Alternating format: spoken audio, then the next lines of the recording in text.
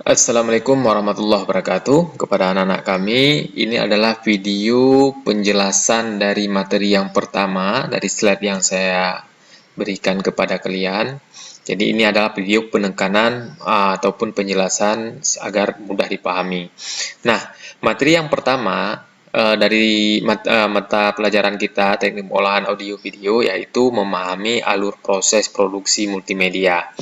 Nah, jadi adik-adik sekalian, ketika kalian nantinya membuat satu produk multimedia, nah biasanya itu di kelas 3 di akhir, kalian pasti akan diminta sebagai syarat untuk kelulusan ada uji UKK, uji kompetensi keahlian, di mana kalian di sana diminta harus mampu membuat satu proyek ataupun produk hasil multimedia. Nah, jadi di produk untuk membuat hasil produk multimedia yang bagus, tentunya kita memerlukan tahapan-tahapan sehingga menghasilkan salah satu produk akhir yang berupa multimedia, baik itu video, baik itu profil tentang sekolah, profil perusahaan.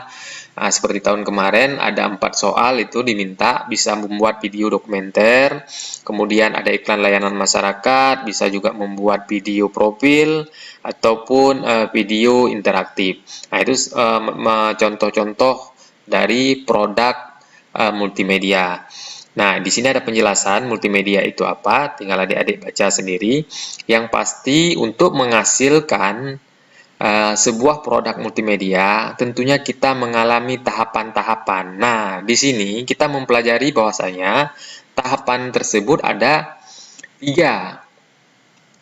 Nah, jadi tahapan tersebut ada 3 macam, dipilah-pilah. Ada yang namanya kalau bahasa Inggrisnya itu pre-production, kemudian production, kemudian pasca production. Atau bahasa Indonesianya itu pra-produksi, kemudian ada produksi, ada pasca produksi. Nah, pernah dengar kan istilahnya pasca tsunami, berarti itu pasca itu setelah, pra itu sebelum. Nah, jadi ini yang perlu adik ketahui semuanya, bahwasanya alur proses produksi itu ada 3. Ya, ada pra sebelum apa-apa saja, kemudian produksi pada saat kita melakukan produksi, dan setelah melakukan produksi itu, nah, apa-apa saja langkahnya. Mungkin sebagai penjelasannya berikut, saya jelaskan. Nah, bahwasanya pre-produksi itu adalah, atau bahasa Indonesianya disebut dengan pra-produksi. Tahapan perencanaan, jadi di awal setiap ingin membuat produk produksi tentunya kita harus merencanakan. Jadi perencanaan itu tujuannya untuk mempersiapkan segala sesuatu agar proses produksi dapat berjalan lancar sesuai dengan konsep ataupun tujuan yang ingin kita buat tentang video tersebut. Nah, mungkin lebih detailnya seperti ini. Nah, tinggal kita coret-coret apa sih tujuan ataupun pesan yang ingin kita sampaikan melalui video itu. Nah, kemudian kita pilah-pilah lagi penontonnya siapa, apakah untuk anak-anak, apakah untuk orang dewasa ataupun orang tua. Kemudian sarana prasarana apakah sudah ada, kemudian perangkat lunak yang kita butuhkan apa-apa saja, kita rencanakan semuanya. Kemudian ada siapa-siapa aja yang terlibat di sana. Apakah ada tata cahaya, kameramen, sutradara, kemudian editing musiknya dan sebagainya, itu harus kita pilah-pilah. Kemudian terakhir ada jadwal kerjanya, dari mana ke mana yang ingin kita syuting, lakukan penyuntingan terlebih dahulu. Lebih jelasnya seperti ini, kita harus punya ide ataupun gagasan pokok. Kemudian dari gagasan pokok itu kita coba membuat sebuah cerita, kita turunkan sehingga menghasilkan skrip, skenario. Nah, untuk kejelasannya apa itu ide, apa itu skrip bisa adik-adik baca di slide yang saya bagikan. Kemudian dari skenario setelah skrip nanti atau skenario, nah, kita kadang-kadang butuh ada gambar pendukung, coretan-coretan. Itu disebut gambar storyboard. Jadi papan cerita urutan dari sebuah adegan sampai adegan terakhir. Nah, jadi kalau misalnya bisa Bapak contohkan, kalau skrip itu bentuknya seperti ini. Nah, jadi kalian harus punya skrip. Pertama ide dulu. Nah, sudah ada ide, kemudian dari ide kita buat sinopsisnya atau ceritanya dulu. Nah, kemudian baru naskahnya. Setelah naskahnya ini, terkadang kita butuh yang disebut dengan storyboard, papan gambar, sketsa gambar yang menjelaskan tentang urutan-urutan.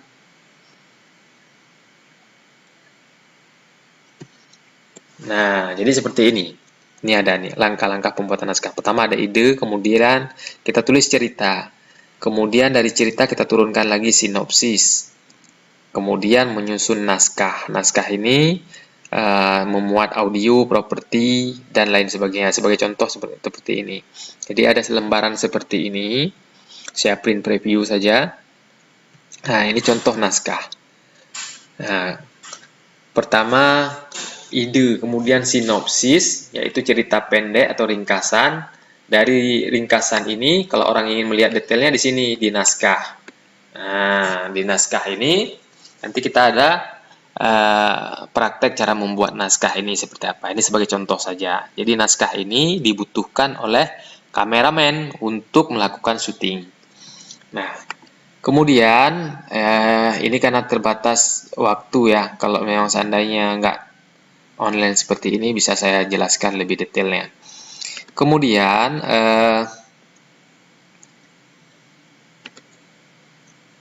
kita kembali ke slide. Nah, setelah ada gambar, kemudian ada perencanaan produksi berupa biaya dan sebagainya.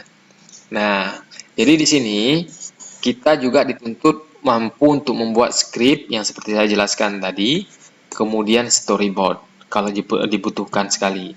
Tapi kalau di UKK nanti kalian dua-dua diminta, skrip harus bisa buat, storyboard juga harus bisa buat. Nah, kemudian ada rencana anggaran biaya, itu semuanya ada di naskah nantinya.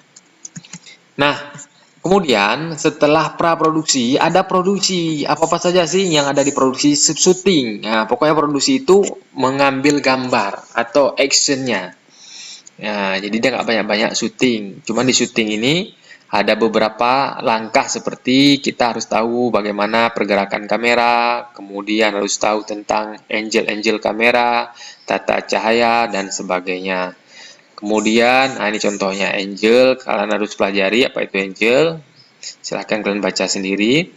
Nanti kita akan bahas satu persatu secara lebih detail. Kemudian lighting, pencahayaan. Kalian juga harus tahu bagaimana cara mengatur tata cahaya sehingga hasilnya videonya itu terang. Nah, komposisi, kemudian juga catatan syuting. Nah, kemudian terakhir ada post production atau bahasa Indonesianya pasca produksi. Nah, pasca produksi ini setelah kita syuting. Nah, apa sih yang harus kita perbuat? Ya, tentunya kita mengedit, kemudian merender, kemudian melakukan presentasi. Nah, kalau memang ada yang belum lengkap, ya tentu kita re-editing lagi, kemudian baru finish. Nah, yang terakhir slide-nya ini keterangan secara garis besar tentang proyek-proyek multimedia yang berupa video. Nah, sebentar saya jelaskan sedikit lagi. Jadi kalau kita bisa gambarkan, dia bentuknya seperti ini. Nah, jadi diagram alus proses produksi multimedia itu, yang pertama tadi ada praproduksi.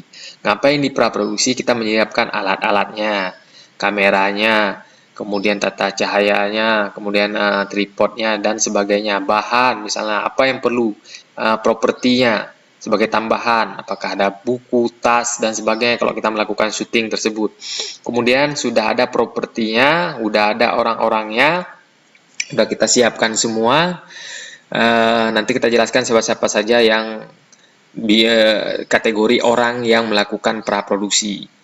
Nah, kemudian melakukan produksi, yaitu syuting. Nah, di syuting ini, adik-adik akan mempelajari bagaimana tentang kamera movement. Pergerakan kamera itu ada beberapa. Kamera angle, misalnya ada 5, tipe-tipe shoot.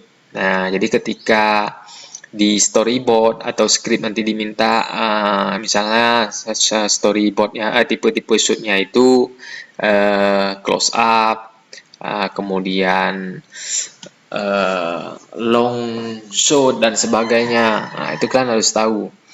Nah, terakhir ada pra-produksi. Setelah syuting, untuk apa sih video mentah tersebut? Tentunya kita melakukan editing.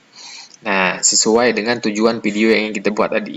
Editing ini dapat kita lakukan menggunakan software-software, baik itu Adobe Premiere maupun Adobe Audition. Kemudian setelah kita edit, untuk bisa ditonton, tentunya kita membutuhkan rendering. Rendering apa itu? Proses menyatukan video-video yang sudah kita satukan tadi di Adobe Premiere. Jadi supaya bisa ditonton, tentunya kita harus kita satukan video-video potongan video tadi menjadi komplit, menjadi sebuah video yang mudah ditonton. Setelah hasilnya video, tentunya kita ingin publikasi, ingin distribusi. Nah, maka perlu kita burning. Burning itu membakar ke dalam CD, sehingga CD itu bisa ditonton di televisi, bisa ditonton di media-media lainnya. Nah, kemudian ada terakhir packaging. Packaging apa? Yaitu membuat cover, mendesain label, dan sebagainya. Sehingga paketnya itu lengkap. Nah, mungkin ini saja yang sebagai pengantar, karena berhubung waktu, adik-adik